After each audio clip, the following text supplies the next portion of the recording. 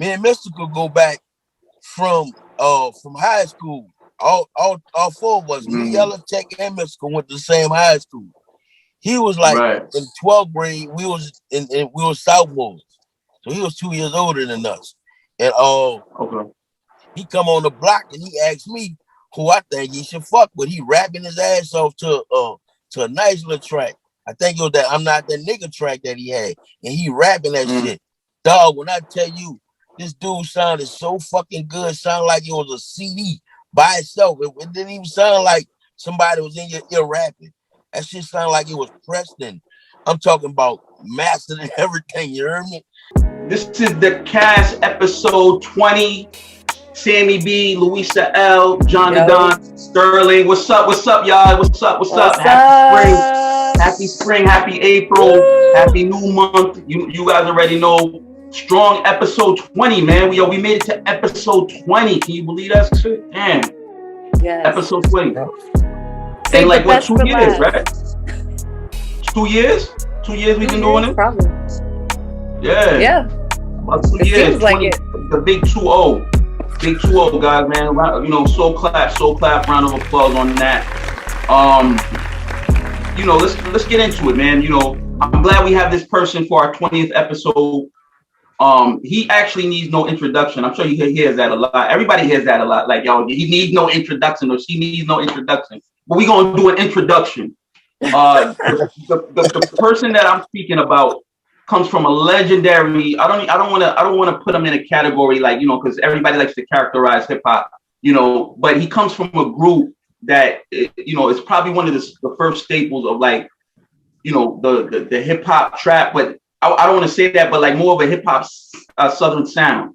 Now, you know, we all know about like bands like you know, like Outkast and you know, Suave House and all that. He comes from that era, you know, the 90s hip hop, the Southern hip hop. You know, he comes from that triangle, what they call the Golden Triangle, which is like Arkansas. I'm sorry, which is like Louisiana, Texas, Mississippi, Arkansas. That real Southern Florida, you know, that Gulf Coast type of Southern hip hop. And he's probably one of the staples, his group, UNLV, is probably one of the first staples that hip hop Southern drawl, that hip hop Southern sound. And, you know, he was signed to Cash Money. You know, when they came up in the early 90s, they were probably one of the first groups that Cash Money took under their wing when they were blossoming, you know what I mean? Early 90s. And the guy I got here comes from a legendary group called UNLV, all right?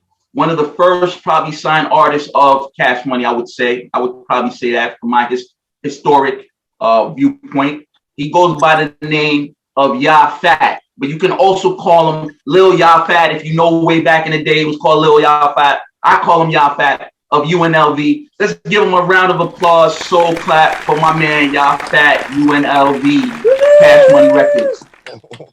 Man, what's good, man? Welcome to Cash, bro. Thank you for coming on. Thank you. Thank you for having me, man. Thank you for having me.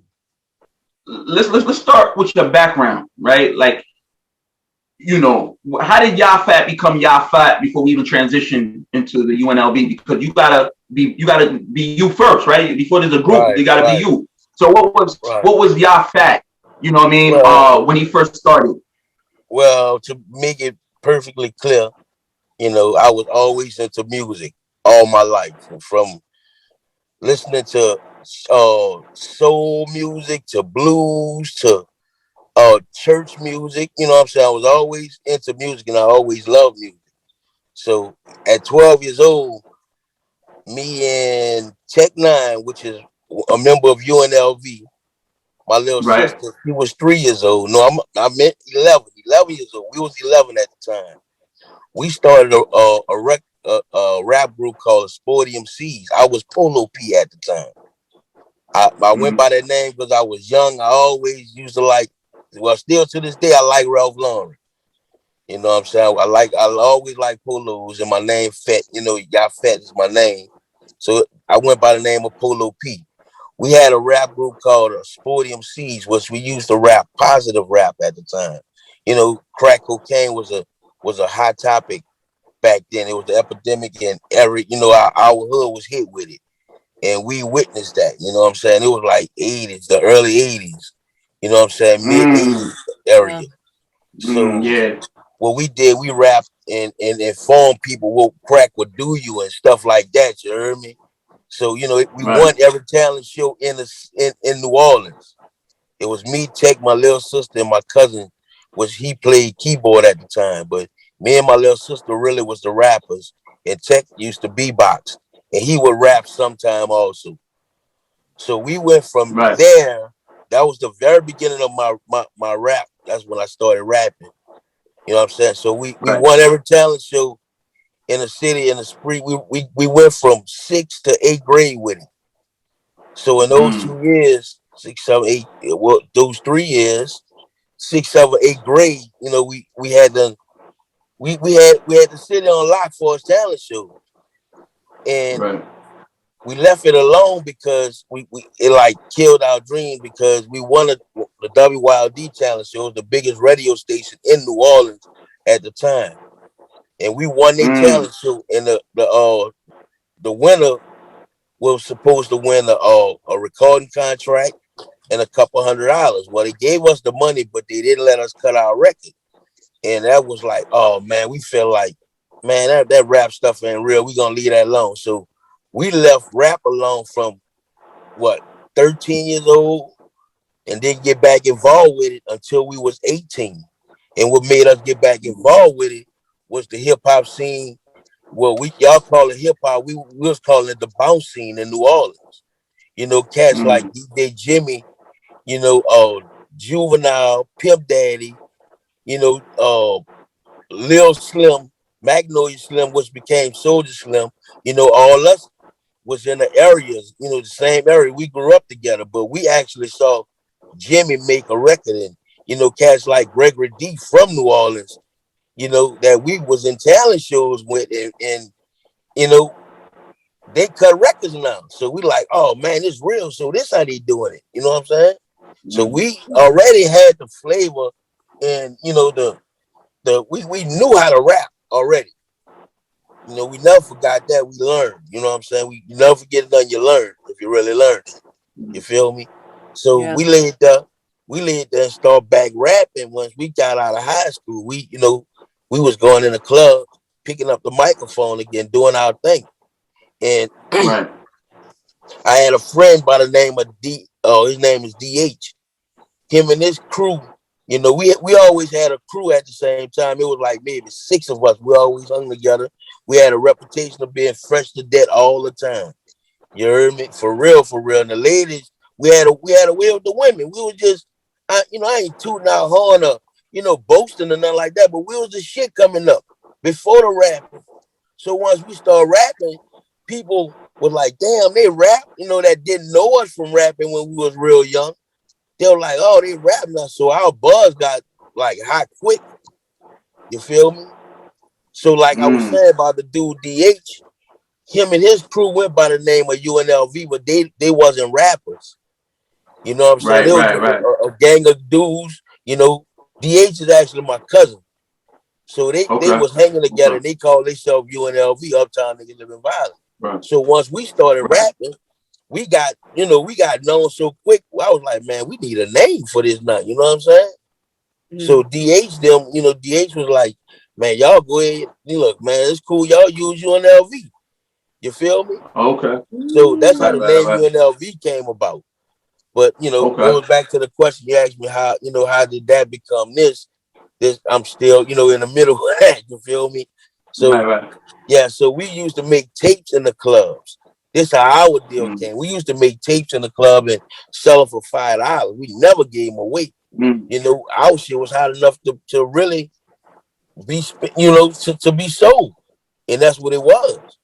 And right. it so happened before we even knew of Cash Money Records, they had started a record label. They had an artist by the name of Kilo G, was the only artist on the label at the time. So Baby and Slim got a hold of one of those tapes that we made in the ballroom, a club called Newton's. We were All right. we So was hold on. on. Hold on. I'm just gonna cut you off so I can make clarity of everything.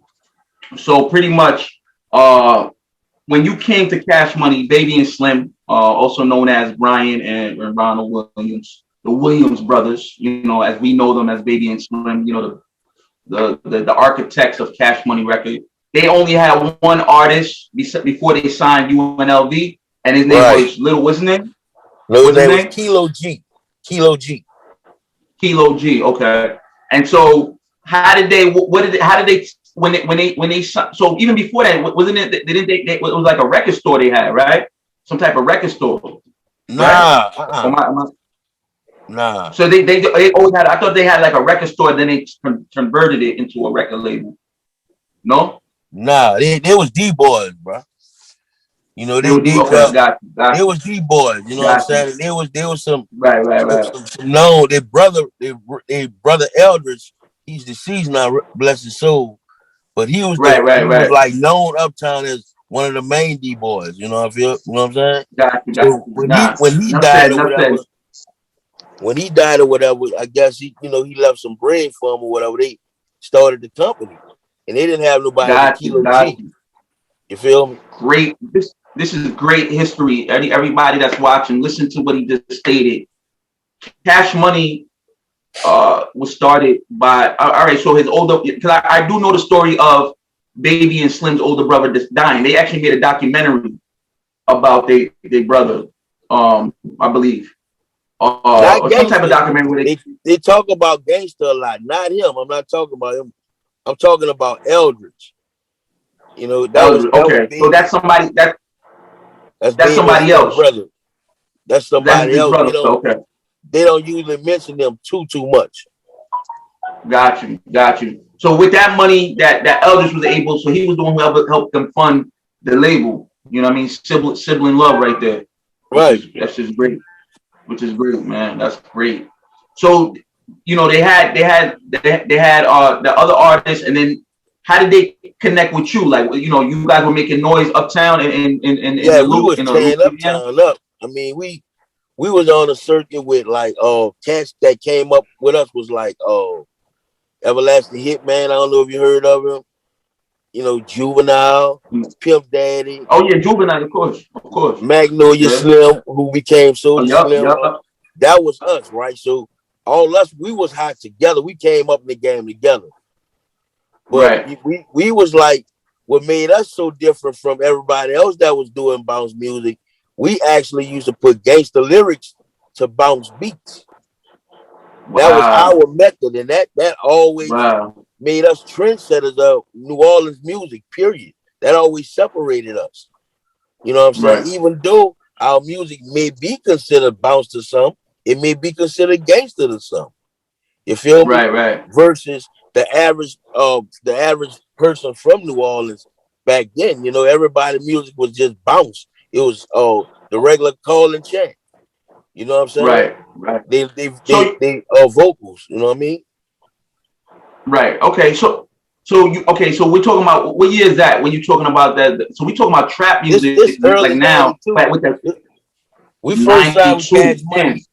We first signed with Cash Money in I think July '92. You know Damn. what I'm saying? But we was doing our thing from I graduated high school '91. We were doing our thing that summer '91 all the way to when we met them. You know what I'm saying? We was in the club Right. doing our own thing. You know? Man. So I mean, the gems that you're dropping right now, Fat Man, is crazy. So we talking about that whole trap, like how that trap sound, that's popular now in the South. Like the trap, you guys were with that bounce. Yeah, y'all might have been one Right, of the first. Not saying that you were the first, but maybe one of the first to actually do that in New Orleans and in the Louisiana area. You know what I'm saying? With that bounce and the trap lyrics. You know what I mean? That's right. what's popular now. Damn, 92. Yeah, because but around that time too, there was gangster rap though, but it was in the West Yes. Coast and the East See, Coast. right. I'm Right, about to tell you, we didn't like try to. It was our idols, but we never try to be those guys. NWA, that was right, our dudes we looked up to. NWA and Ghetto Boys and shit. You know, that was our right, quote unquote heroes. You know what I'm saying? That's what we really right, fuck with. You know, that's the music we listen to Big and Pac and shit in '96. We fuck with those dudes, but coming in the Right. game, that's what we was like, damn, we could do that shit. You feel me? That Right. was our inspiration. That's fact. That's fact. That's um Luis, Nice. you guys can chime in and ask questions too, man. You know what I mean? No, I'm just like Talk a listening lot. to all of this. It's like it's really cool. It's like you're bringing us through like a time in history, you know? Like Yeah, you a are lot of the group. person. So it's really enjoyable to just like hear you just, say your piece about it and like how it just grew. So I don't Right. know. I'm just enjoying it. It's good. But Yeah. uh you know what? That being said though, being I guess at the forefront of perhaps like a whole subgenre of hip hop, like Mhm. what did you find was difficult, like I don't know, bringing that to the scene, like was it difficult? Did you have much competition? Did you feel like you know what I mean? Like was it, or just you Oh, were the well, like pioneers? I think I knew what you mean. Like, what were the bumps and something like that? Yeah, Like, yeah, that yeah. we had the hurdles or something we had to jump Yeah, like did you feel like it was just like really accepted off the bat, or like in. you had to Well, kind of like I say, us, me and Tech is and Yella too, because I didn't get to that part when Yella joined the group, because Yella wasn't always a member of UNLV. You know what I'm mm-hmm, saying? But to answer what you were saying, it wasn't that hard because of who we was as people and our reputation. You know mm-hmm, what I'm saying? And where we was from, all that helped. But it was just the hurdles that like, being, like going to places that we wanted to go at the time. We couldn't do it once we signed with Cash Money, and you know what I'm mm-hmm. saying? That was kind of tough because we had got used to doing that, and the people that accepted us already, they wanted us to continue to do that, but we couldn't do that no more. We was on paper, on contract, stuff like that. So I would say that Right. that was something that was kind of hard to adjust with, Yeah. You you know what know. I saw an interview you did, and you were talking about how like you were speaking to, I guess, the management about wanting to either get paid more, something like that, and then they just like weren't giving you guys what you wanted because then you wanted to start your own label, if that wasn't the Right. case. And what, So what what I was saying, it was basically, I think you ran into the part where the conflict came up with us yeah. and Cash Money.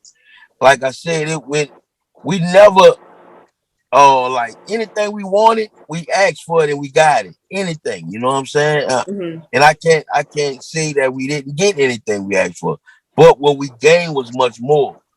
You know what I'm Right. saying? That's what I was saying. They didn't understand. I think they didn't understand the business at the time, and we didn't understand how to prove to them. You think what? But we knew we were supposed to be getting more. You know Right. what I'm saying? And Yeah. when we had lawyers look into it and stuff like that, that's when we found out that we was right, and it wasn't so much of them beating us. I know Cash Money have the reputation of that, but we look at it like it wasn't so much of them beating us. It was they didn't know the business at the time. Mm. You know, Right. so when we asked, once they got the deal, we got, they got the deal off the units that we sold, and we asked for X amount of money. You know what I'm Hmm. saying, off the deal, and they was like, "Nah, we can't give y'all that." They knew that we wanted to start our own company, right? We was ready to bounce. We was ready to lead a company, not because of beef or none of that. It was just we thought we grew Right. enough Right. to start our own. And we Right. wanted our own. That was the ultimate goal of us Right. even, signing a record label, to have our own one day and have artists under us, Right. Right. and they wasn't ready for us to make that move. So Yeah. I, we was like, we got to move on, bro. Hmm. right.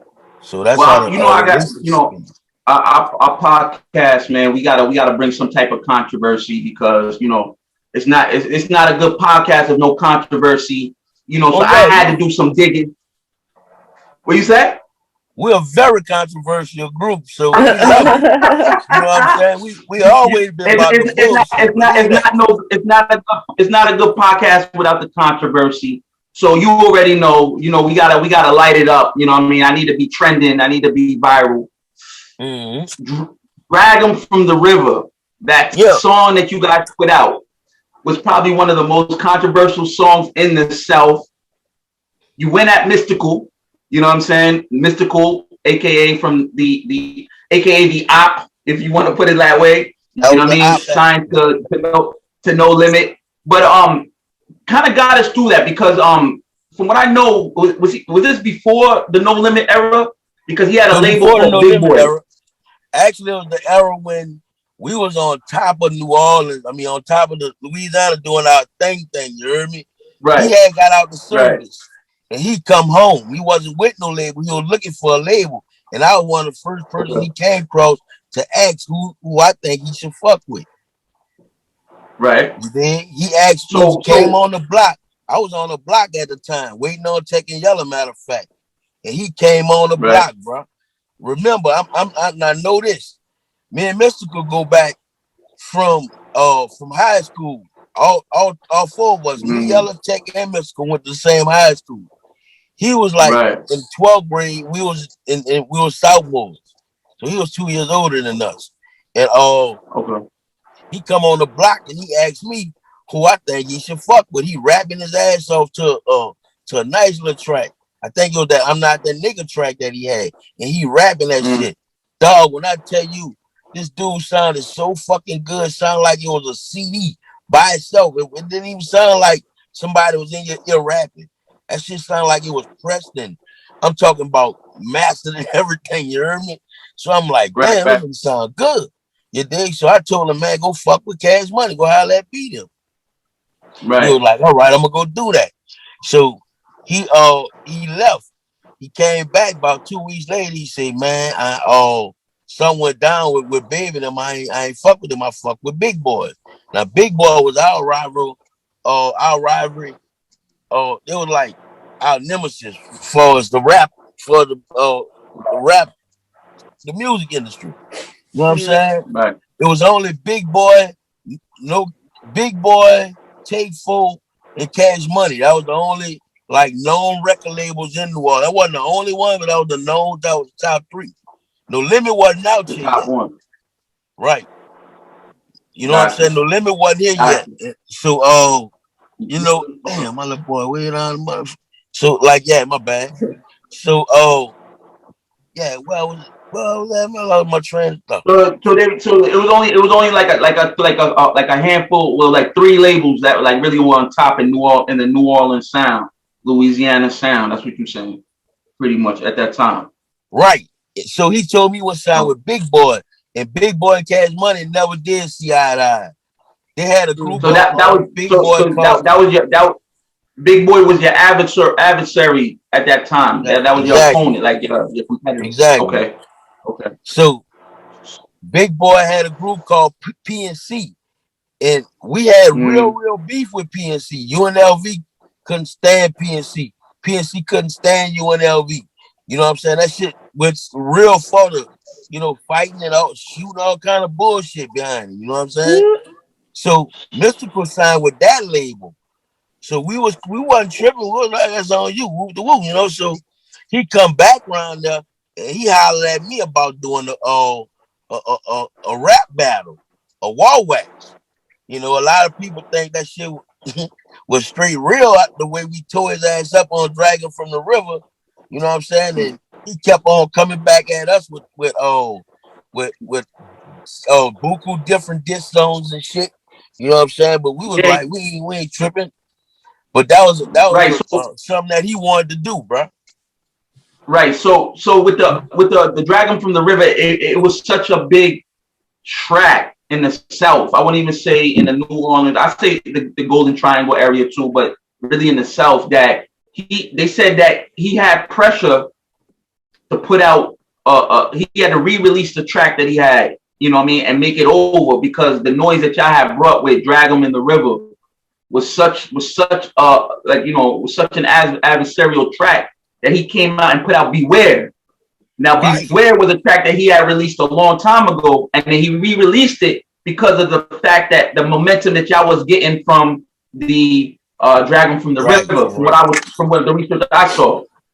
I don't know about it being re-released because when I heard it was probably when it was re-released. I never heard it the first time. Like you saying, he done it before. Well, And they said that he it was a track he put out 95, but he re-released it to go at y'all after he had heard that the Bring Him from the River, because y'all was going at Big Boy, you know what I mean, and him. You know what I'm saying? So okay. there's like a new verse from that, you know what I mean? Or he changed it or something like that.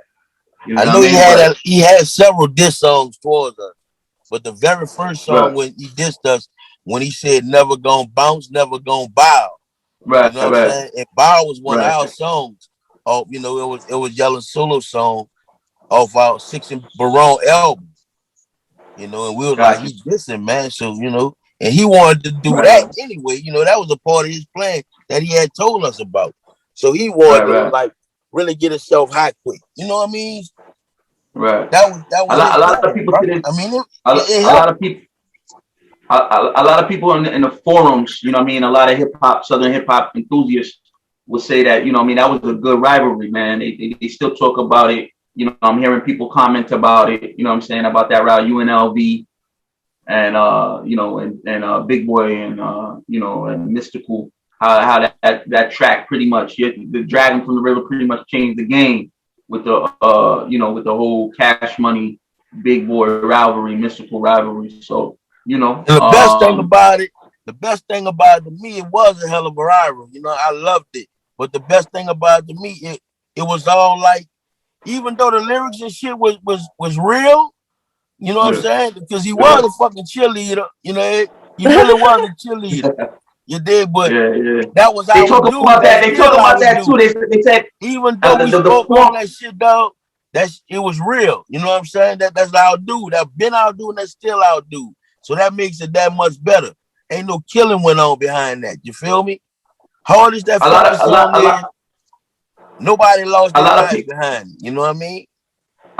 Yeah, a lot of people talk about that when you spoke about him being a cheerleader. They said he admitted it. They said he admitted it that he was a cheerleader. You know what I mean? Somebody like Mystikal is weird. You know what I mean? They hear that. You know what I'm saying? Like he was a cheerleader, but it was like yo, he admit, you know, because if you know his whole personification. You know what I mean? It's like DMX saying, you know what I mean? Like you know he went, you know what I mean? It's like DMX. I don't know. It's just weird, man. It's just weird. You know what I'm saying? For him to just, you know what I mean, admit something like that. But they say he was a cheat. But I don't know if he was saying it like Let me figuratively, tell you, like bro. Let me you know, tell you. someone cheerleading. You know what I'm saying? But then He again, was a real cheerleader, dog. The man said, bro, no homo though. I'm gonna tell you, ain't no homo. The dude a gangster. He a gangster, but he was a cheerleader. That shit was funny to us, dog. So we just brought out Ooh. all that shit. You know what I'm saying? Oh my God. I That mean, Yeah, is we funny. got, you that shit know, was funny, and dog. today, in today's day and age, we got to be politically correct. We got to accept everybody for who they are. We got to do this. We got to do that. You know what I'm saying? Hold on. So Was he the one that was the base, or did he get thrown in the air? Big Nah, difference. that's what I was about to say too. He probably yeah, was doing it to grab them girls' ass because he used to be holding them. He used to be flipping too though, but he used to be He holding was the flipping girls to and throwing hard. them up.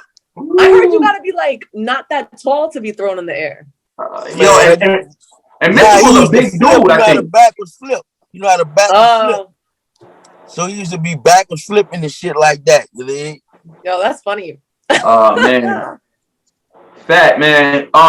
Let's talk That's about funny. like what's going on in hip hop today, man. What artists are you into, like from the South or just in general? Like what artists are you into right now? You know what I mean? I'm definitely listening to my artists. I got Young L's on the burner right now. Uh-huh. Oh, that's Tech Nine son, by the way. He Oh about to yeah. Okay. he tearing underground up right now. Yeah, I got him Right, on right, the right. page. Salute, I salute, got salute, salute to him. these are the beats I'm listening to hard. Shooter, Dollar, the Dollar Squad. Mm. And as far as the big dog, the big dog, Doug Juvie, always my dude. Juvie, Juvie. Anything that boy touch, if you really listen to it, it's gonna be flaming. You know, I'm anticipating Mystikal to come out with some. That's one of my favorites from the NO, you know. Mystikal, okay. Yeah, Partners in Crime. I'm waiting on them. They constantly doing their thing, you know, keep staying consistent. But I need to hear their new music, you know what I'm saying? Right, And of right. course, Well, yeah, I definitely would say that the 90s era of something like that whole Cash Money, No Limit, Suave House, Slip and Slide, you know, that whole what else am I missing? What Rap a Lot. Like, you guys really changed the game to where the artists are today. You know what I mean?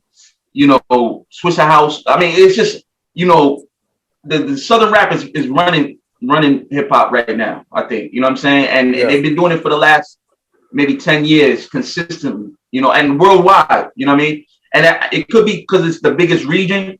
It could be because it's just a lot of hospitality, hospitable artists. They do a lot of collaborations, but it just feels like the organization coming from the South and the Southeast, Southwest, the Middle Belt region, it just seems like it's more family oriented, and that's why y'all keep winning. You know what I mean? That bounce sound, that you're talking about, that bounce sound is just, you know, in a lot of people's music, whether it's Migos, whether it's The Baby, whether it's Little Baby. I mean, you just hear it. You know what I mean? You hear it. And you guys are probably the trendsetters for that. Yep. You know? What else, man? So where do you see UNLV and Yella Fat? You know what I mean?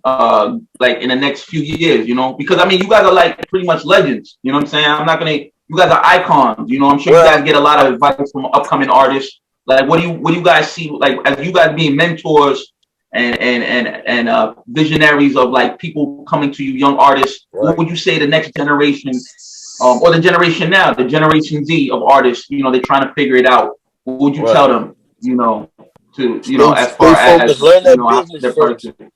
I mean, I definitely, my advice to them all be learn the business first. You know what I'm saying? Right. Before you go in anybody's studio doing any type of rapping, learn the business first. You know what I'm saying? It's a lot easier to get on than it was when I was coming up, you know, for the internet and all this new shit going on or whatever. So they handle that in, you know, but learn that business because you never know when it's going to take off. You know, don't take nothing for granted. But I see myself, me and Tech, I see us kicking our feet up in like 5 more years, man, and really with our label off the ground. I mean, we're not on the ground, right? We found it, but we grounded right now. You know what I'm saying? Mm-hmm. We solid. We got Fat, stop lying. You already rich, man. I saw all the photos. I see the social media, man. You guys have the big house, the wife, and all the kids, the family. You already rich, man. You already rich, I'm talking about where I want to be. Stop with the nonsense, man. Man, say, bro, I want to be like really relaxed. I don't have to go on the road with my artists. Man, I just want to put them out there, kick back and watch my little ones grow, man. You know what I'm saying? At the same time, I think me and Tate got 2 more great albums in us. After that, we gonna cool. You know what I'm saying? It's a wrap. It's a wrap. Because a lot of people don't know he's incarcerated right now and he on his way home. So we haven't had an album out in 3 years. You know what I'm saying?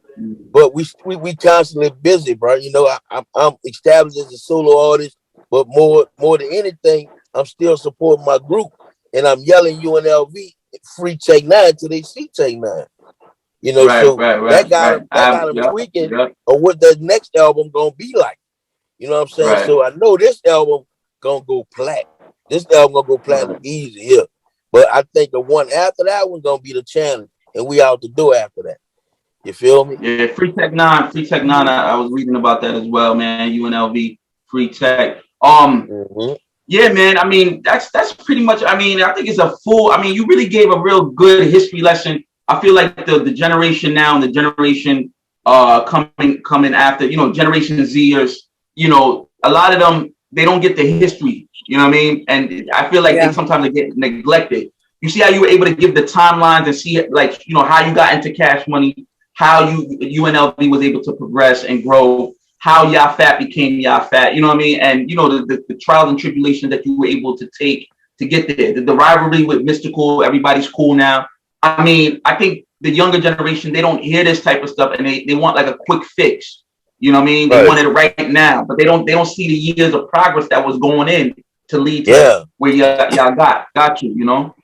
And you know, Phat, man, you made the best move, man. You know, if this was checkers, chess, you made the best move. You know what I mean? Which was, you know, aligning yourself with a label that's always gonna go down in history as probably one of the best.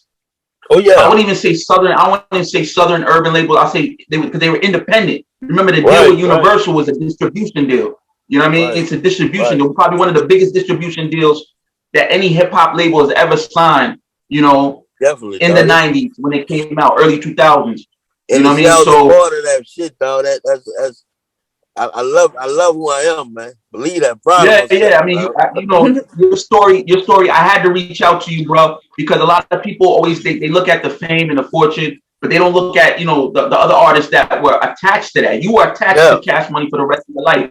You know what I mean? So, you know, I salute you, King, on that, man. And you know, let the people know on the, you know, the people on the cast know, and the people, your audience know, you know, what they can see from you, your social media handle, like what's coming up with Yella Fat and UNLV.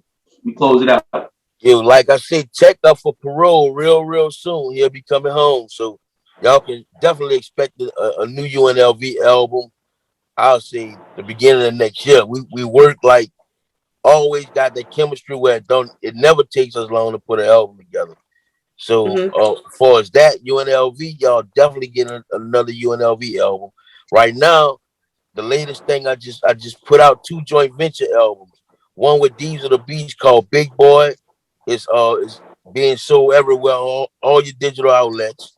Another one album I just put out is it's called The Gangsta Bloodline with me and my little cousin Shooter. So y'all check that out also. You know, that's the latest music that I put out. I have videos, a lot of new videos that's out, and singles and stuff like that.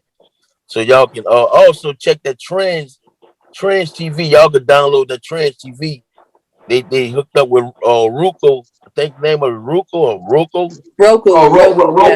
Roku. They got that app on there, and all my videos are pretty much on that.